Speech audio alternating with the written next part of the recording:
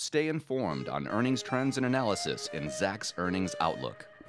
We are, as they say, in the thick of the Q4 earnings season, and we are now checking with our research director, Shiraz Mian, to see what has been going on with these fourth quarter earnings. So we're looking in general at lower earnings growth, but does that mean that the earnings themselves are less than solid? No, I think it's fair to say that earnings are solid. They're not, as I've categorized them, not great, but not bad either. So I think solid is a reasonable adjective to use, yeah. Okay. Well, you wrote recently that the positive surprises have been hard to come by. Now, remember, the analyst expectations had been dialed back a bit just before the fourth quarter began.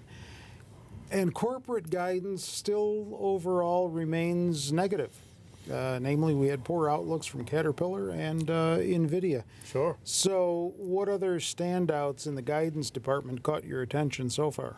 Yeah, no, it's been overwhelming from a variety of bellwether companies of how they are bringing out the question of global growth. China figures prominently in that. There's trend on the expenses side too. The trade issue is coming in there too. So the list of worries on the earnings front has been a lot longer than we have seen in other recent quarters. So we'll take this week, for example, or even last week. Will the outlooks that have been issued up to now and going forward tell us whether companies are still confident going forward? So it's a mixed bag. There are companies that are sharing favorable, reassuring, positive outlooks about their businesses. And there are many others, some even in those industries, that appear to be struggling. So it's hard to draw those broad generalizations that everyone is slowing, that everyone is struggling. So Nike and Starbucks are not complaining about growth in China, but Apple is, NVIDIA is, Caterpillar is. So there's no doubt that there is growth challenge for many of these companies, more so than has been the case in other recent quarters. All right, let's run down the scorecard. Okay, so I have this slide. So as of today, 136 S&P 500 companies have reported results. Total earnings for these companies, as you could see on this chart, are up 12.6%. Total revenues are up 5.9%. 69.1% are beating EPS estimates, and 60.3% are beating revenue estimates. And the bottom part of this slide puts this Q4 performance in terms of earnings and revenue growth in the context of how earnings and revenue growth for this group of 136 index members has been in the recent past. Then the right-hand side chart puts the beats proportions for this same group of 136 companies, EPS beats and revenue beats, how the Q4 compares to what it did in Q3, what it did on the 4-quarter average basis, on a 12-quarter average basis. So overall, as you rightly pointed out at the top of the segment, that growth has decelerated, and positive surprises have been hard to come by. All right, using that data, then, how are you characterizing the beats front? Okay, so I have put the beats separately on this one slide just to emphasize how unusual it is.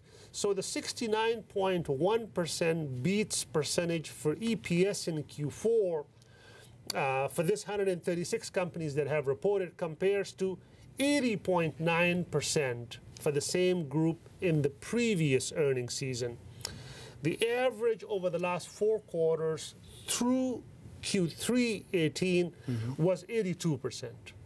And the average over the last 3 years, 12 quarters, is 77%. So way below historical trend level is the proportion of these companies beating revenue estimates. The proportion is about the same. Like the similar lag is on the revenue side too. And you rightly pointed out earlier, Terry, that this is despite the fact that estimates had come down ahead of the start of this earnings season. So the one conclusion that one could reasonably draw from this underperformance on the surprises front is that something happened towards the end of the quarter which took even these management teams by surprise. They're usually very good at sharing their outlook, communicating their outlook with the analysts covering them so that there are no negative surprises. So the fact that so many of them are struggling on this front perhaps gives credence to this slowdown on the global economic front. Any way to tell what that something was that took place? It's hard to tell. There's been shutdown here. There's been weakness, unusually greater weakness than many expected in Europe. China has been struggling for a while, so it could be a combination of factors. Many companies are citing China, as we mentioned earlier, so that could be a major reason for this as well. What about the margins? Margins have been stable, so the growth in Q4, if we look at it, earnings growth is about double the revenue growth. The balance is coming from margin expansion. A big part of that was from finance.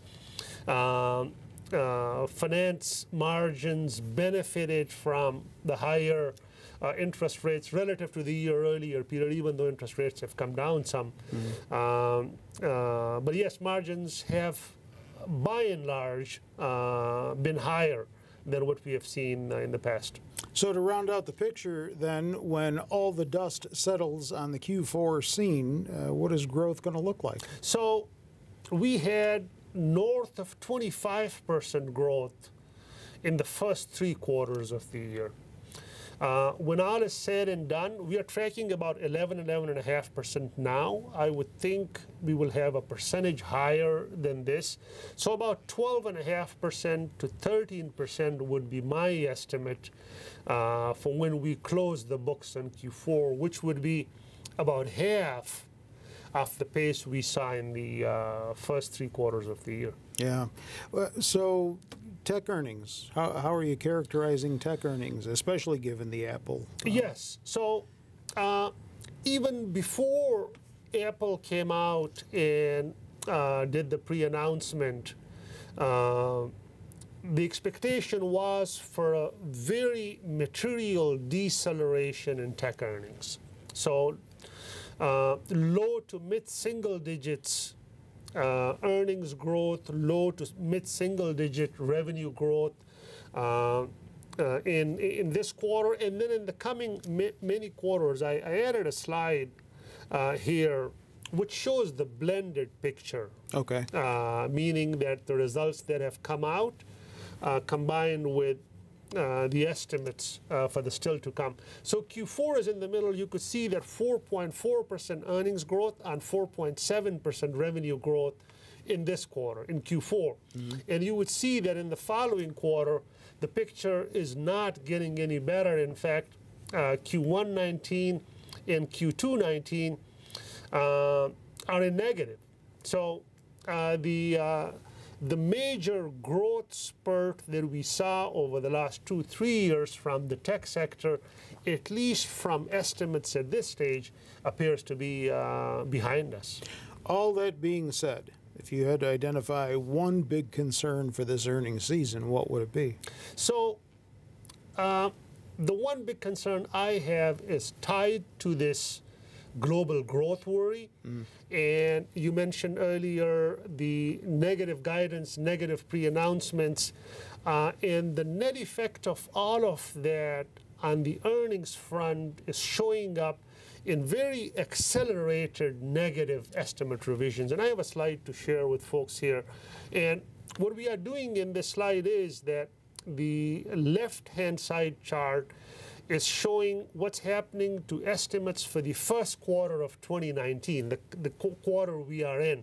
Okay. And then the right-hand side chart is showing what's happening to full year 2019 estimates. So at the beginning of the second half of 2018, in early July, the expectation was that full year 2019 earnings would be up 9.8%, almost 10%. Now it's 5.6%, so almost half. For the first quarter of 2019, growth started at 4.5% in early December. We are in negative territory now. So growth for Q1 is in. So the one major worry from my perspective is, when does this revision trend stabilize? And all of that, I'm assuming, means that earnings growth is going to be more difficult to come by as the year wears on? Absolutely. So we got a huge boost last year from the tax cuts. There was some internal momentum on the growth side as we entered 2018 too, but the tax cuts really put us at the top. So we have north of 20% earnings growth last year. And we are down to, as we are showing in that slide, to 5.5%. So yes, earnings growth becomes very difficult to come by, not only for pure arithmetic reasons that the tax cut is now behind us, but also because of some of these growth worries that we mentioned earlier. What does all this mean for the stock market?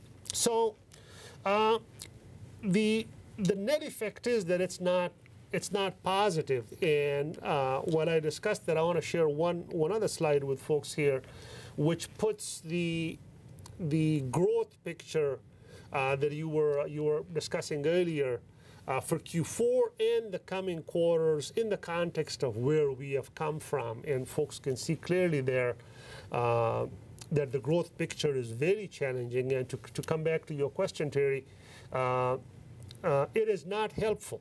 So over the last 2-3 years, whatever else may have been happening in the market that investors could be concerned about, the one certainty was that the earnings picture was unquestionably very strong. It is at best solid, as you characterized it at the beginning. It is, in fact, weakening and deteriorating, which is a drag and negative for stocks. Not so sure I like this picture that you're putting out there. I know. All right, thanks for that. I think we'll check back with you again at least one more time before the season wraps up. And don't forget, in between these video updates with Shiraz, you can always check out his written commentary on our website, Zacks.com. Every Monday he puts out the earnings preview. Generally around Thursday or so later in the week, he puts out his written earnings outlook, which details any other changes, nuances in the trends that he has seen over the recent days. With Shiraz, I'm Terry Ruffalo.